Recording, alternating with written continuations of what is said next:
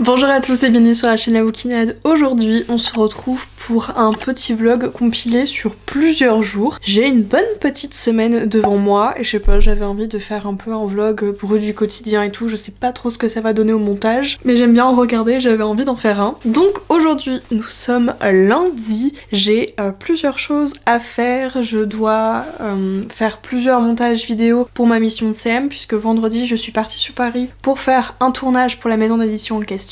Samedi, j'étais avec Juliette et Agnès, enfin à partir de vendredi soir, et on a fait plein de photos pour nos comptes Instagram. Et dimanche, on a tourné quelques petits réels avec Juliette, et ensuite je suis tout simplement rentrée chez moi. Donc là, j'ai pas mal de stock pour Instagram, TikTok, etc. Que ce soit pour ma mission de CM ou pour moi-même. J'ai déjà traité les photos, donc il n'y a plus qu'à organiser tout ça. Ce que je vais faire, c'est que je vais commencer par faire du mail ce matin. Je vais commencer une nouvelle lecture. Alors pour le coup, moi, ce sera Rebelle Université, le tome 2 de Alfreda et Alicia Garnier aux éditions Hugo Roman. J'ai extrêmement hâte de poursuivre cette série. J'ai démarré celui-ci, j'aimerais bien vraiment le finir assez vite parce qu'il y a plein de lectures que j'aimerais faire avant le début de Giant Romantasy. Ça me semble compliqué de tout caler, donc ça c'est ma nouvelle lecture et puis je vais aller me mettre au travail.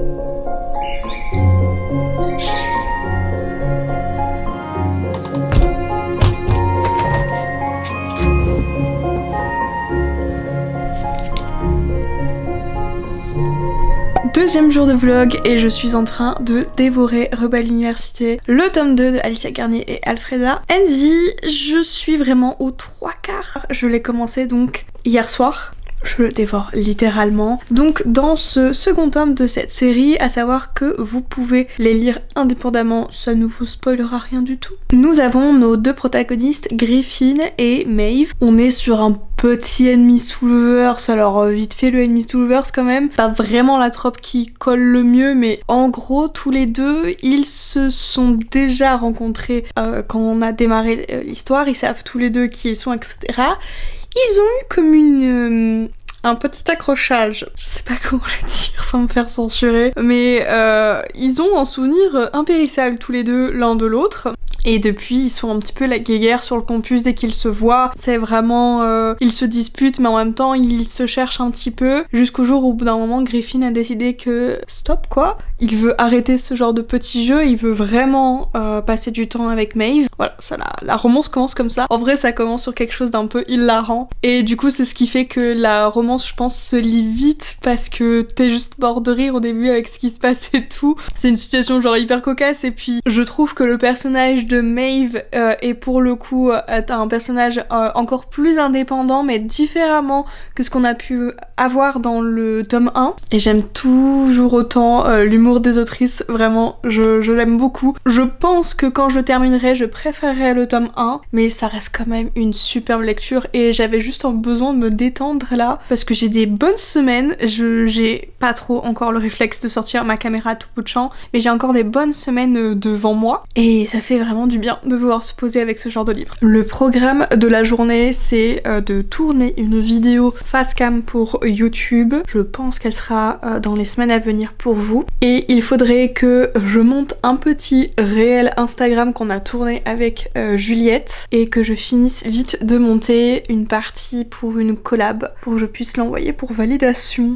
Donc let's go. J'étais en train de ranger encore tous les livres que je veux donner puisque je trie, comme vous le savez déjà quasiment toutes les semaines, parce que je garde pas les livres que je n'aime pas. Une fois que je les ai lus, que je les ai pas aimés, c'est ciao. Et je pense que je vais faire ça maintenant. Dans mon dernier vlog, vous avez vu que j'avais amené plusieurs cartons de livres qui étaient en vente et j'ai notamment fait une vente sur Momox. Et aujourd'hui, j'ai la chance de pouvoir être en partenariat avec eux. Si vous ne connaissez pas Momox, c'est un site de revente et de seconde main pour tout objet culturel, pas seulement les livres. Alors moi, j'avoue que j'utilise principalement pour les livres, mais pas seulement. J'ai déjà vendu des albums, pas des vinyles. Les vinyles, je les ai tous, mais j'ai déjà vendu des albums de musique que j'avais, etc. Celui-là là-bas, je le vendrai jamais. Je vais vous parler un petit peu plus de la partie vente de livres, donc quand vous voulez vendre vos livres. C'est un truc ultra simple. Je sais qu'il y en a qui aiment pas trop quand on est sur des sites de revente et que on marchande un petit peu les prix, que on négocie vos tarifs, etc. Des fois, ça peut être un petit peu embêtant. Et ce qui est bien avec Momox, c'est que pour le coup, c'est lui qui fixe son prix. Si tu es ok, tu le mets dans ton panier. Si tu es pas ok, c'est pas grave, tu skips. Pour vendre vos livres sur Momox, c'est hyper simple. Vous prenez votre bouquin, vous scannez le petit code barre et ça va vous dire du coup combien Momox vous reprend. À savoir que pour pouvoir faire une vente, il faut atteindre le palier des 10 € et à partir du palier des 10 €, du coup vous pouvez avoir votre vente de validée. Je sais que ça fait un moment que je vous fais des vidéos book and haul ou Trin bibliothèque où je vends beaucoup et je vous ai déjà parlé beaucoup de fois de Momox. C'est vrai que j'en ai jamais fait une vidéo spéciale. Et donc une fois que vous avez scanné tous vos livres, vous pouvez mettre combien de cartons cela va prendre. Donc si jamais vous avez que 3 petits cartons mais que vous avez je sais pas 40 livres et qui rentrent dans ces 3 petits cartons, c'est ok. Vous avez ensuite 2 systèmes pour l'envoyer. Soit vous avez via Mondial Relay, c'est ce que j'utilise tout le temps. J'ai jamais utilisé autre chose que Mondial Relay parce que du coup vous n'avez pas de frais de transport, c'est eux qui vous payent l'étiquette, qui vous la génèrent et qui vous l'envoient. Ou alors c'est un envoi à vos frais, mais du coup,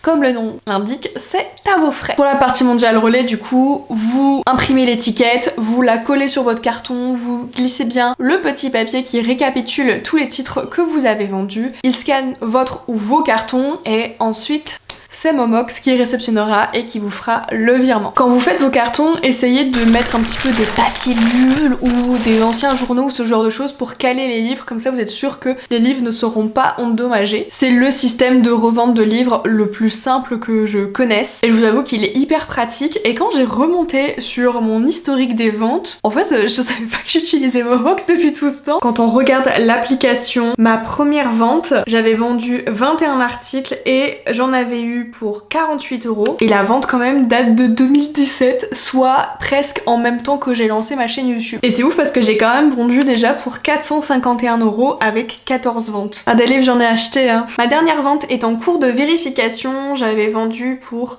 100 €. J'ai encore un colis qui est en cours de vérification, donc j'ai pas encore tout qui m'a été payé. Et j'avais vendu pour 39 articles. Et donc pour toutes les personnes qui, comme moi, font énormément de tri dans leur bibliothèque et qui n'aiment pas cumuler des ouvrages, qui savent qu'ils ne serviront à rien chez eux, ça peut être une très bonne alternative. Je vous ai listé toutes les informations sur Momox en barre de description et je vous souhaite des bonnes ventes.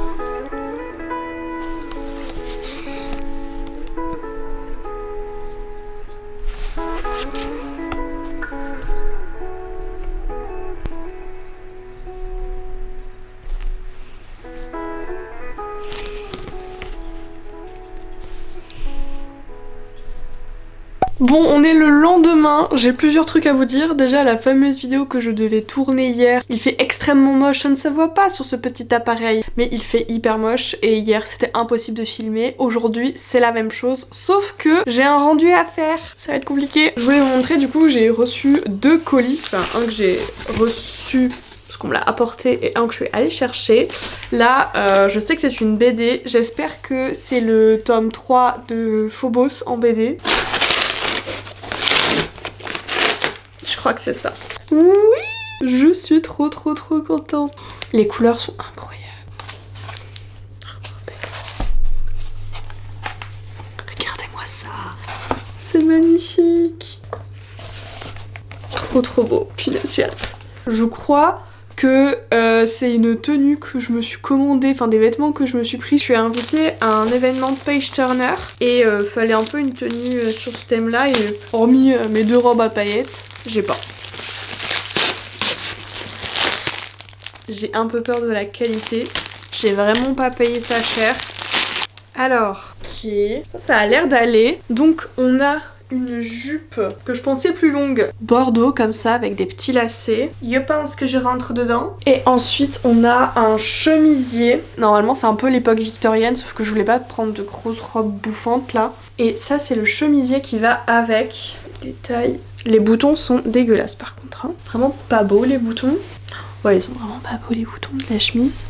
Mais la chemise en soi, ça va. J'essayerai tout à l'heure pour voir ce que ça rend. Je pense que ça devrait aller. Sachant que j'avais une petite idée de réel à faire avec, je pense que ça va. Qui m'ont le plus fait vibrer, je me suis séparée de mes exemplaires. Mais du coup, j'ai acheté Lakestone parce que j'en ai toujours entendu, mais que du bien. Bon, 1 heure plus tard, finalement, il y a eu une éclaircie. J'ai réussi à la choper. L'éclairage n'est pas incroyable, mais ça fera l'affaire avec la petite retouche couleur. Donc je vais vite monter ça. J'hésite ce soir à démarrer celui-ci. Il faut que tout à l'heure, je vous fasse un point sur Rebel University tome 2.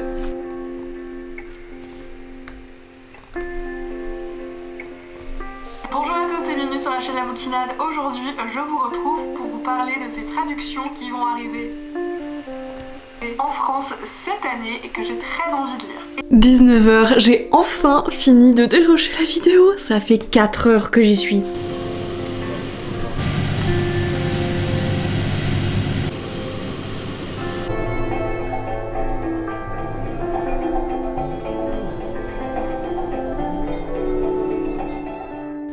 Alors je reviens pour vous faire un avis sur Rebel University, le tome 2. Alors je trouve que c'est hyper bien dosé, on est un petit peu plus quand même sur un slow burn par rapport au tome 1 parce que ça arrive quand même un peu plus tard dans le roman. Je pense que vraiment aux 3/4 du roman on est vraiment sur de la romance pure et dure, mais j'ai vraiment bien aimé parce que du coup ça a donné plus l'occasion d'avoir des joutes verbales et d'avoir des moments où les personnages se confrontent à 2 systèmes de pensée différents. Et comme pour le tome 1, ils vont se retrouver à avoir une mission en commun. Je pense que c'est le fait qu'il y ait une mission en commun qui a été un bémol pour moi, dans le sens où j'avais l'impression que c'était un petit peu le même schéma. Alors ça reprend juste les gros points clés, on va dire. C'est pas non plus dramatique, mais je pense que c'est ce qui a fait que ce tome 2 n'est pas passé au-dessus du tome 1. Pour l'instant, les deux sont au même niveau. Mais vraiment, l'humour dedans, c'est ce que je préfère. J'ai tellement hâte de pouvoir lire le tome 3. Là, je vais poser un petit peu la saga pour lire un petit peu autre chose. J'ai plusieurs trucs à terminer. Et là, j'hésite ce soir à démarrer Porcelaine sous les ruines de Ada Vivalda, que du coup j'ai vu en dédicace. J'étais trop contente, dans un Gilbert Joseph à Paris avec Agnès et Juliette. Elles se reconnaîtront très facilement si elles passent par là. En fait, on est allé dans ce Gilbert parce que Juliette voulait acheter des livres. On n'a rien acheté, enfin si elles ont acheté celui-là. On n'a pas craqué, moi je l'avais déjà et du coup on a pu se faire dédicacer, trop contente. Et alors attendez, je vais pas vous dire de bêtises et je vais vous lire le résumé. Parce qu'elle a accordé trop de vœux aux humains, Alba a été bannie sur Terre par les génies. Après une longue errance à travers les siècles, elle a enfin trouvé refuge et une famille sur l'archipel paisible d'Hibernia. Les habitants de ce qui fut jadis l'Irlande voient désormais en elle Lady Wismore, la dame aux yeux sombres, gardienne de ces derniers morceaux de terre verdoyante que la mer grignote chaque jour un peu plus. Mais l'abondance qui règne sur l'Hibernia commence à susciter la convoitise de Cymru, l'archipel voisin. Puissant et surpeuplé, le conseil de Cymru envoie alors chez Lady Wismore un émissaire aussi détestable que séduisant. L'État n'a le corps, tout juste élu conseiller, l'État a une mission cruciale, percer le secret de la richesse d'Hibernia, et pour y parvenir, il est prêt à user de ses stratagèmes les plus redoutables contre Alba et ses proches. La cohabitation risque d'être orageuse. Il est très très beau. J'avoue qu'ils ont vraiment hyper bien soigné le livre. C'est le deuxième que j'ai des éditions Olympe. Je crois que c'est leur deuxième publié d'ailleurs, si je ne dis pas de bêtises. Ouais, bon, c'est décidé. Je vais commencer à lire celui-ci.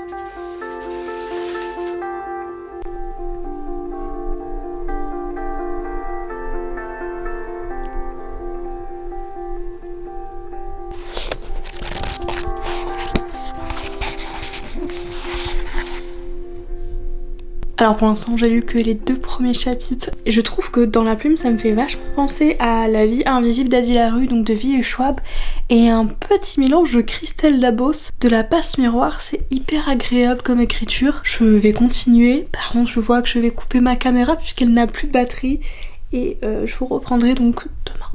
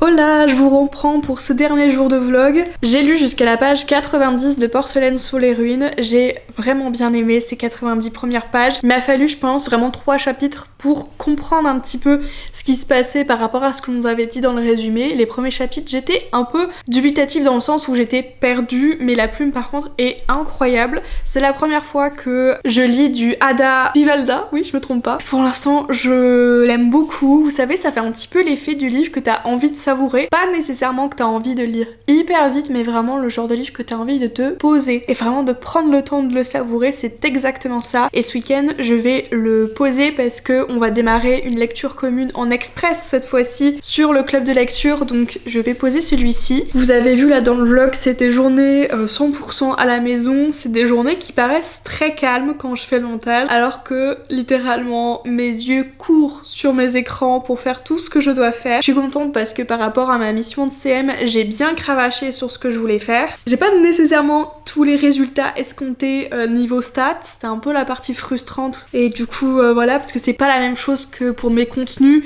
sur la bouquinette, parce que si ça floppe, ça floppe entre guillemets, je m'en prends qu'à moi-même et il y a que moi qui suis vraiment perdante, on va dire ça comme ça, alors que là pour la maison d'édition, c'est la visibilité de la maison d'édition qui est un peu perdante, en mode j'ai pas réussi à pousser le truc au max et du coup je suis un peu frustrée. Et voilà, c'était principalement ce que j'avais à faire ces derniers jours, et je vous montrerai pas quand je faisais du montage par rapport à ça, parce que si vous savez pour qui je bosse, tant mieux, gardez-le pour vous et je vous demanderai de le garder pour vous, parce que j'avais déjà eu une expérience auparavant celle-ci pour une autre mission donc de CM et du coup pour le coup je l'avais dit etc. Et je me faisais un petit peu spammer de messages inutiles pour recevoir tel SP, pour que je puisse faire passer tel dossier etc. alors que ce n'est pas mon rôle et c'est vraiment utiliser la personne pour ses propres besoins et clairement je ne peux pas accorder ce genre de choses parce que ce n'est pas moi qui prends ce genre de décision. Donc voilà, c'est pour ça que j'aimerais bien vous en parler un petit peu plus mais j'essaye un petit peu de protéger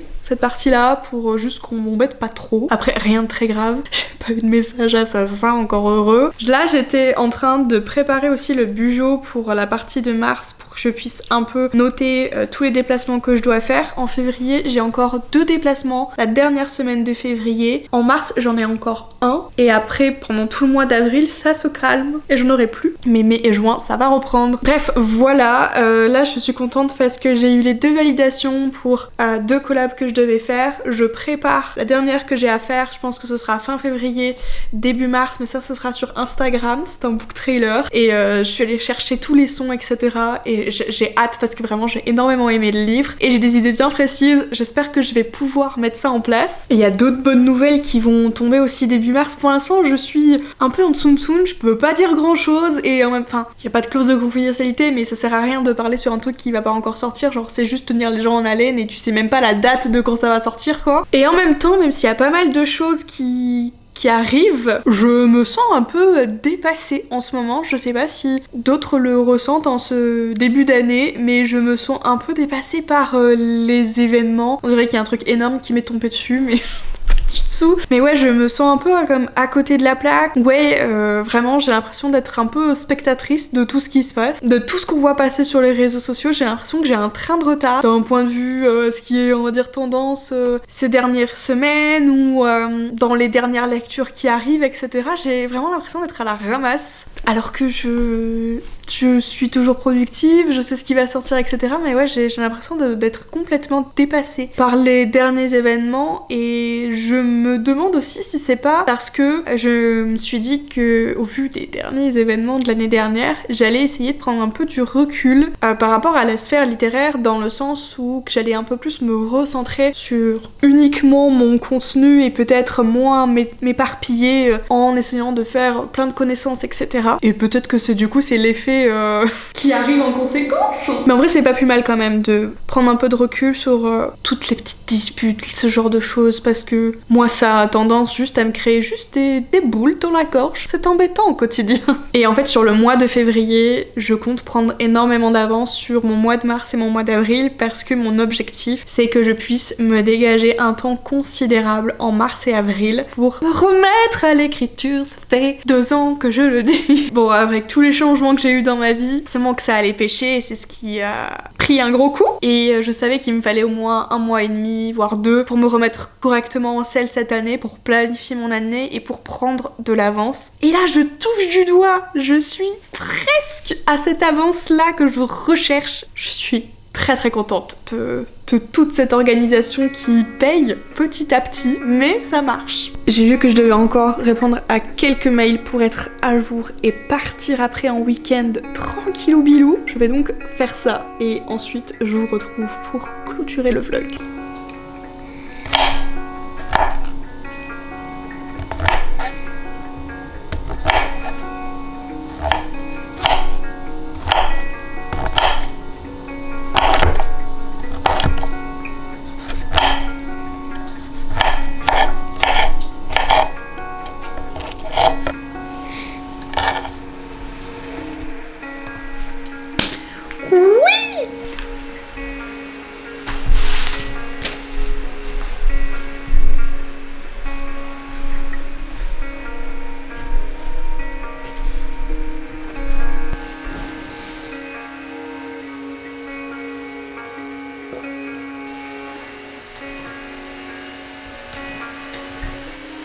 Je pense que je vais mettre un message. J'ai créé le salon là pour Force Wing. J'avais fait le découpage et tout, mais j'ai vu que plusieurs comptaient l'écouter en audio. Et je pense que je vais mettre un message pour voir si les gens ils préfèrent qu'on attende la sortie de l'audio parce que certains pour certains c'est trop long en peu de temps, mais pour certains ça fait trop et du coup pour le tome 2 j'ai un peu loupé le coche. Un cœur si loyal et je ne sais plus quoi là. Le pauvre, j'ai détruit le titre. Mais du coup je pense que pour le tome 3 pareil je vais demander si les gens préfèrent qu'on attende l'audio parce que peut-être que ça pourra encourager des gens. Ah merde, j'ai oublié de lui répondre.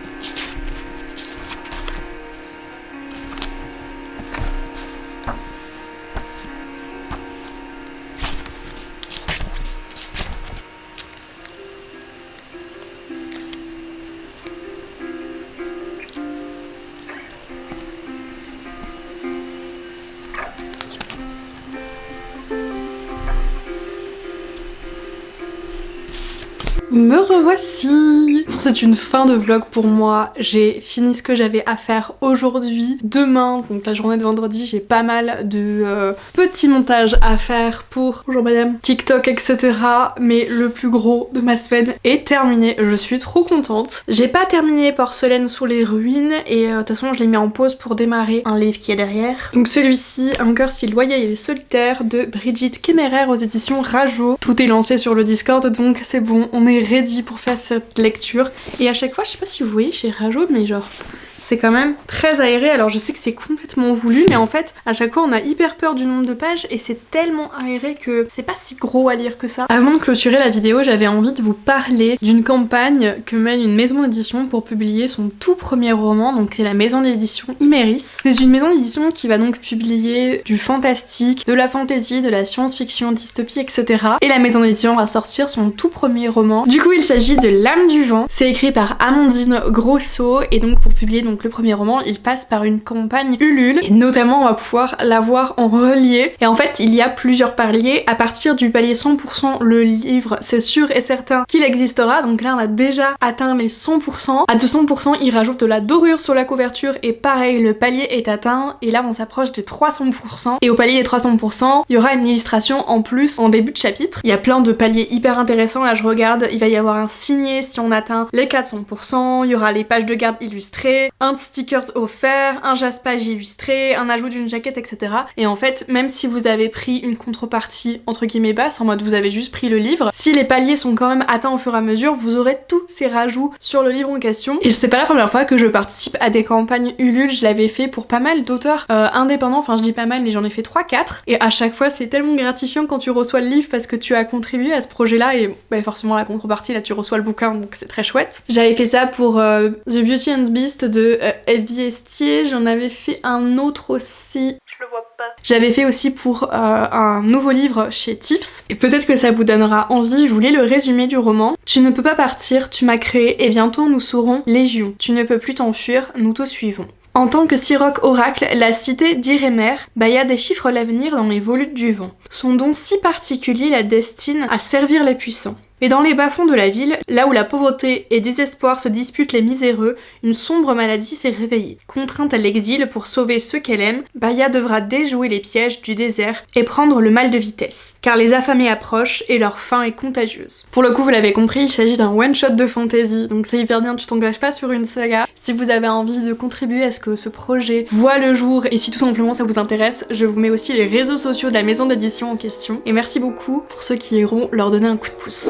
Voilà, c'est la fin de ce vlog. J'espère que ce petit vlog de cette semaine tout tranquillou pipou, pas trop, mais bon, vous a plu. C'était 100% à la maison, mais j'espère que l'ambiance vous plaira. Je vous remercie d'avoir regardé cette vidéo jusqu'au bout et je peux déjà vous dire qu'on se retrouve le 14 février pour une nouvelle vidéo. Bye!